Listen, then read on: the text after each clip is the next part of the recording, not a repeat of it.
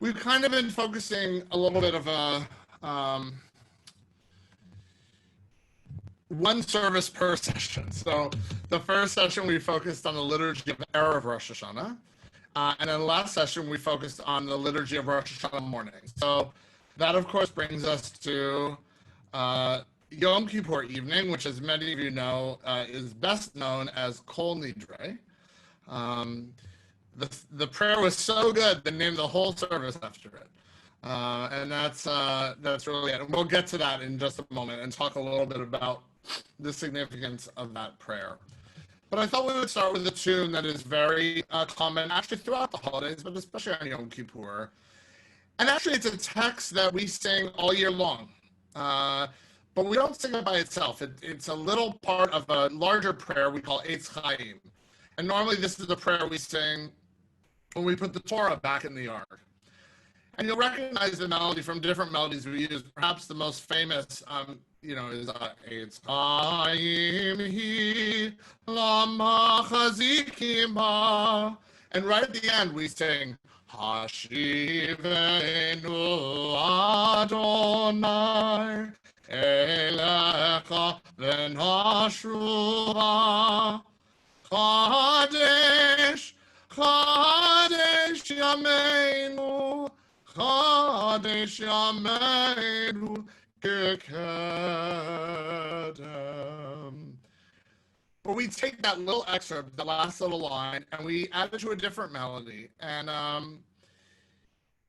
we sing it on the high holidays. And this is a folk melody. We don't know quite when it dates back to, but it also can even be sung as a round. We use it on Slichot. We use it on at the Torah service. And I think you'll recognize this melody too, but maybe you don't always piece those two prayers together.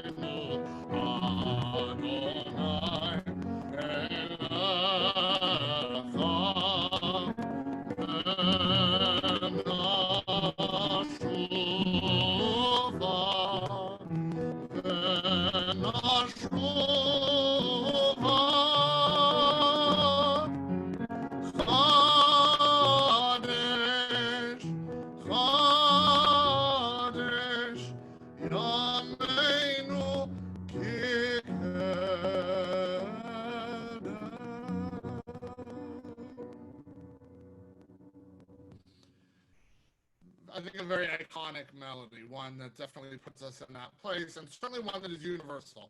I've shared some traditional, I've shared some contemporary things you might only hear in an Orthodox synagogue or maybe in a Reformed synagogue, but that is definitely a folk melody that I think transcends all Jewish tradition and is one that is used really to help welcome in the holidays.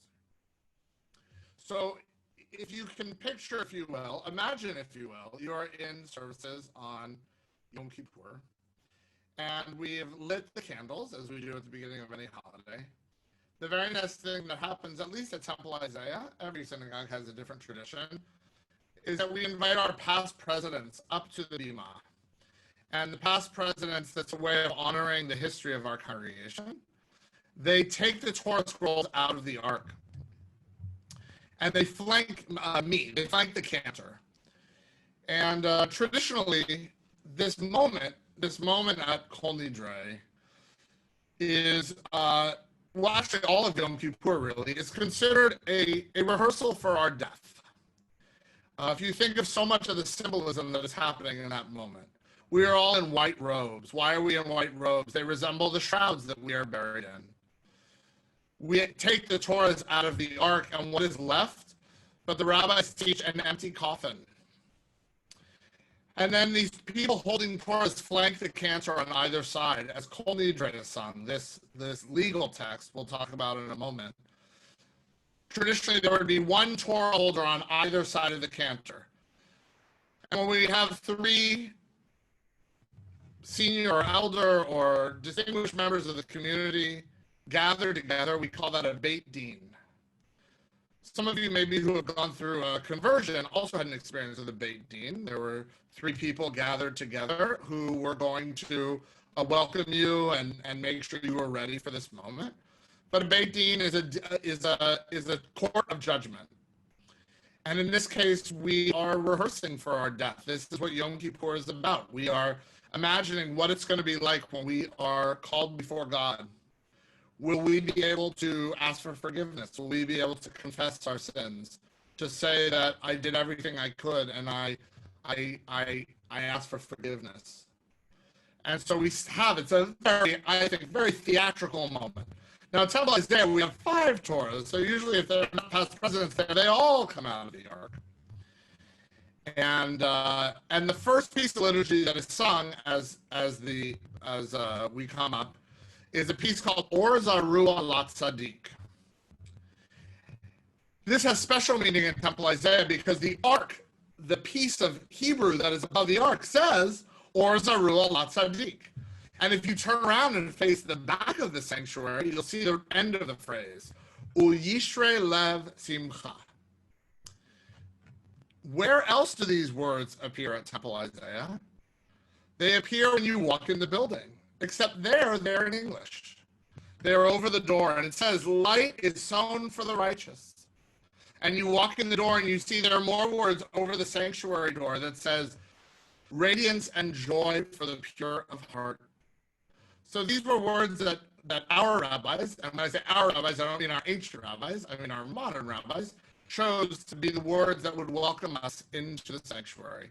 That light is sown for the righteous, both in the sanctuary in Hebrew and just outside in English. And I share this melody with you now. That is a melody by actually a teacher of mine, one of my important cantorial teachers, who's also a composer. Her name is Benji Ellen Schiller, and this is a setting of that text. And if you are at our services on Kol Nidre, even this year, even virtually, you will hear this sung amazingly, thanks to the wonderful gift of modern technology by our choir. And you'll have to see what that's all about when you come to services. But I'm going to sing it for you now by myself.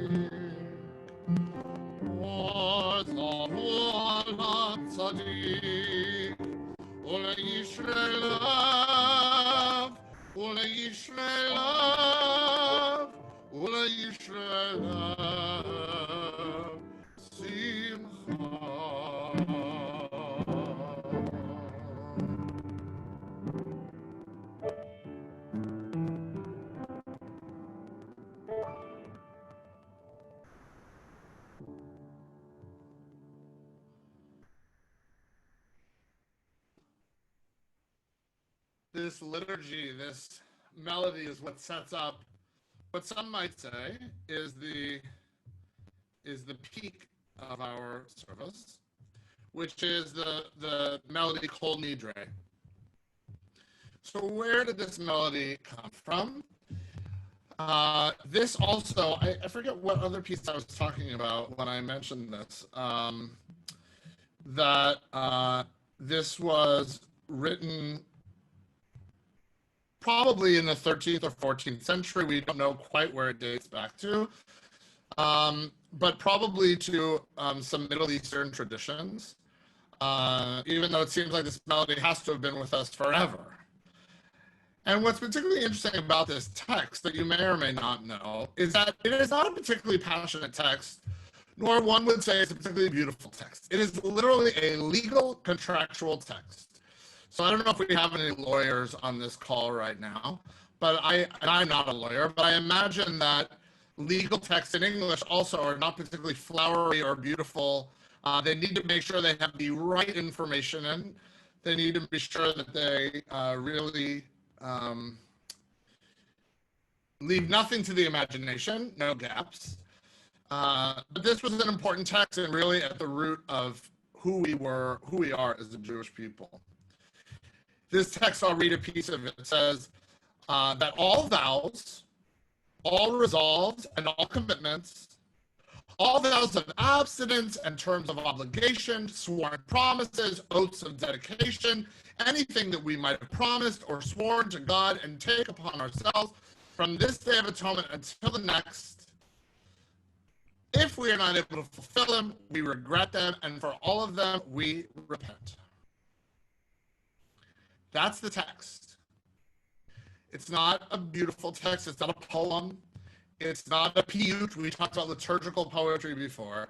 It is a legal text. And we ask that they all be discarded and forgiven, abolished and undone. They're not valid. They're not binding. This is our way of legally, according to Jewish law, to clean the slate. And we hear this melody a couple of times normally at Temple Isaiah. So one time is on the cello. And some interesting things about the cello piece. The arrangement that everyone uses, I would say it's universal, was written by a man named Max Bruch. Now it's funny because his name is Max Bruch. It almost sounds like his last name is Baruch, but it's B-R-U-C-H, Bruch. And what you may not know is that Max Bruch was a Protestant. He was a Protestant composer. But he became familiar with this piece because he studied music with a man named Ferdinand Hiller, who was the cantor-in-chief in Berlin. And he heard this melody, and he was just so taken aback with this melody. He thought it was the most beautiful thing he ever heard. And he was inspired to write an arrangement of this piece for the cello. This was done in the late 1800s, 1880 or 81, it was finished. Now it has become standard, and of course, people hear the name Max Bruch, they figure, first of all, hey, the man must be Jewish. And second of all, he must have written Kol Nidre. He did not write Kol Nidre. He heard Kol Nidre and then wrote an arrangement of it for the cello. The cello version, in fact, has a whole, what I would call the B section, after the traditional melody, that is 100% Max Bruch's composition. It was his addition. He said, I'm going to tack this little piece on because I think it would be really beautiful and complement the rest of the piece. But as a professor of mine once said, there ain't nothing Jewish about it. That was his little tag on. You hear that melody that goes, da, da, da, da, da, da, da, da, da, da, da. Yeah, it doesn't appear anywhere in Kol Nidre. That's all Max Bruch. Now, what's interesting, of course, is this piece has become so iconic.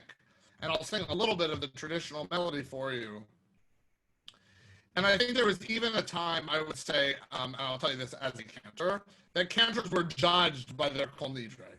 That it was sort of like, that was your foot in the door.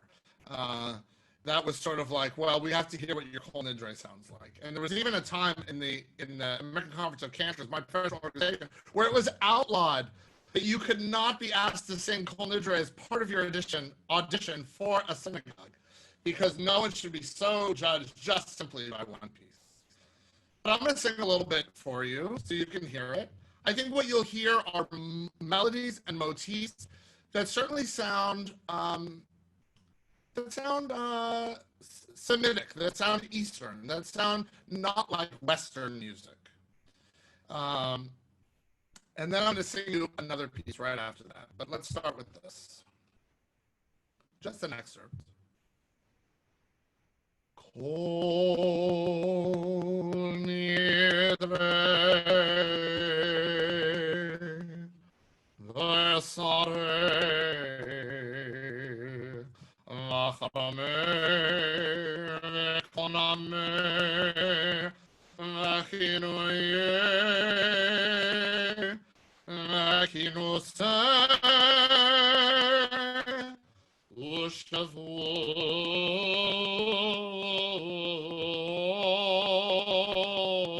u'shavot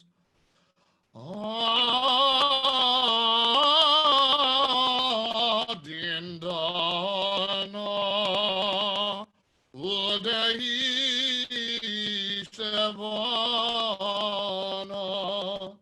u'dehacharimna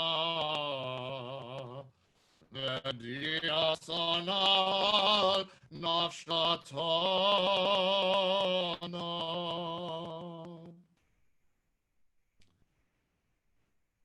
If there's one piece of music in Judaism that only has one version, I would say it was Kol Nidre. Until last year. It sort of seemed like it was the holy of holies, the holy grail. No one would touch this piece. And then, as I mentioned before, I work a lot in Jewish music publishing in my extracurricular time as part of the Transcontinental Music, which the Cantor organization runs. And a piece was submitted to us, a setting by an Israeli composer. Actually happens to be a gentleman who was very active in the Reform movement in Israel, and actually has even visited Temple Isaiah. At least I don't remember when, but sometime since I've been here. A man named Reuven Marco. And he sent us a piece, and he said, I wrote a new Kol Nidre. And it's really catching on in Israel. In fact, most of the liberal synagogues are using it. And of course, here we so felt like, oh, we could never imagine. And it was perhaps one of the most controversial things we've ever published. Would anyone actually ever sing this? And I guess we don't know, but I'm going to sing it for you now. So we know that at least one person will sing it, and at least, 30 or so of you will get to hear it. And I just been curious I'm a little curious, and maybe we'll open up for a really short discussion because I have other music to get to, how wedded we are to the traditional Kol Nidre. Or if another beautiful melody for this text were sung, could we see ourselves moving towards that? I'll sing a little for you.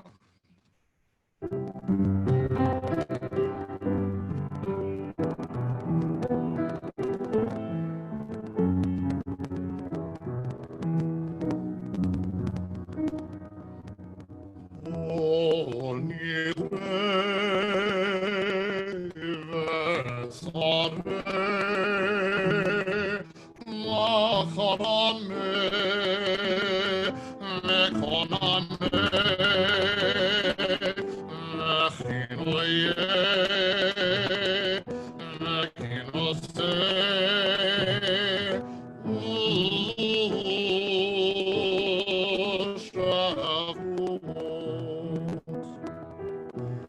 zindana u'dehishtabana u'dehacharimna v'deasana anashatana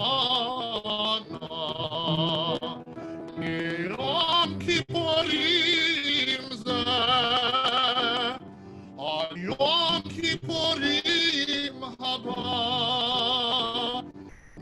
Yom Kippurim zeh ad Yom Kippurim haba Aleinu le'tova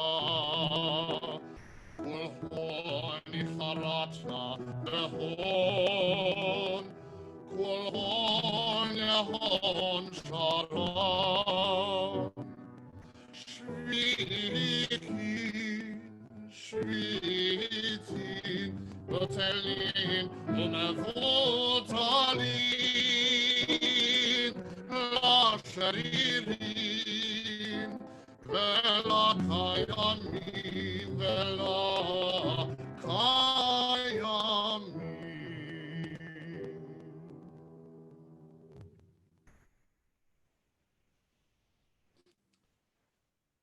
I think it's a beautiful, beautiful melody rather.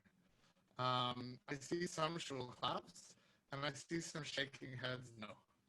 Uh, and maybe it's beautiful but doesn't need to replace the other. But I just think there's something very beautiful about that melody, very haunting.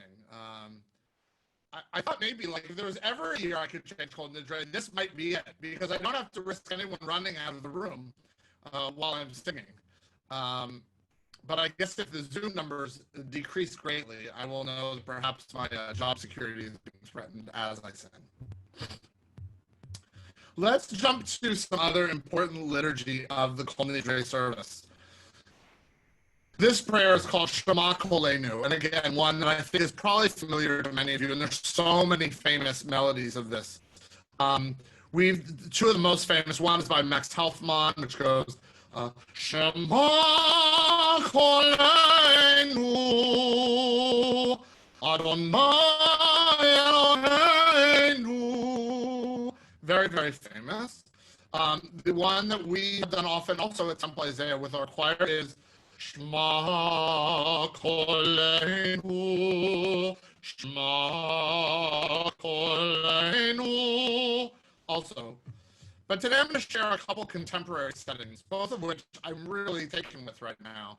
And they're both settings of this text. So what does this text mean? I'll tell you that. Shema Kolenu. Hear our call, Adonai our God. Hear our voices. Kolenu are literally our voices. Show us compassion. Accept our prayer with love and goodwill. And take us back. Let us come back. We know we are sinners. We know we have strayed. Please take us back. This is by composer Laurie Akers out of Chicago. I'm going to sing an excerpt of both of these settings.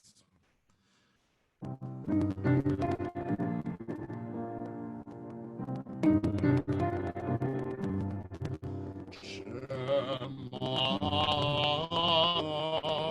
Kolenu, Adonai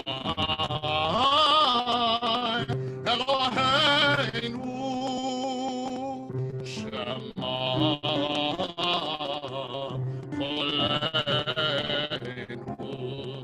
Adonai Eloheinu, Chus v'rachem aleinu, Chus v'rachem aleinu, Mekaber berachamim uveratzon et tefillatenu. Shema Kolenu, Adonai Eloheinu, Shema Kolenu, Adonai Eloheinu, Hashivenu Adonai Elecha, Hashivenu Adonai Benashuva, Me'ashivenu Adonai Kadesh Yameinu Kekadesh.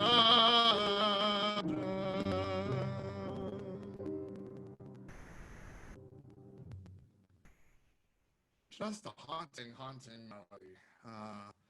And I love that. I feel like there's even this beautiful text painting in it where it starts very low. Da da da da da da da da da da da.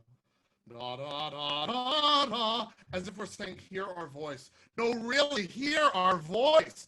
And suddenly there's this octave leap in the melody and this notion that perhaps we're really crying out. We start in a soft voice, but we give ourselves that space also, as some of us need to cry out with a big voice right now, so on any Yom Kippur, but especially now, to not just use that soft voice. So I love that.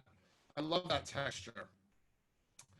Another setting of Shema Kolenu. This is by Josh Goldberg, a composer and cantor.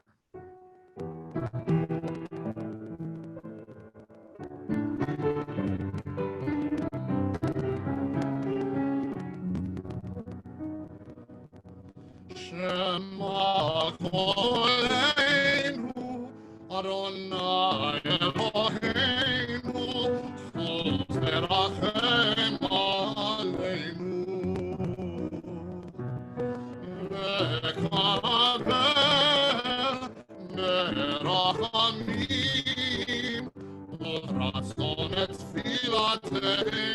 And then he breaks into some English.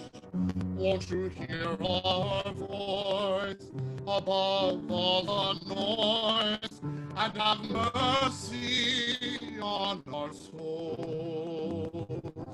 We are in your care.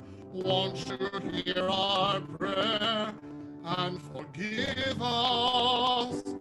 Forgive us. Shema Kolenu, Adonai Eloheinu, Chol Terachem Aleinu. Mekabel merachamim uvratzon et tefilatenu. When we've lost our way, give us the way to return to what is true. Won't you take us in so we can begin a new year? Won't you please hear? Shema Kolenu, Adonai Eloheinu, Chol Terachem Aleinu. Mekabel merachamim uvratzon et tefilatenu. Uvratzon et tefilatenu.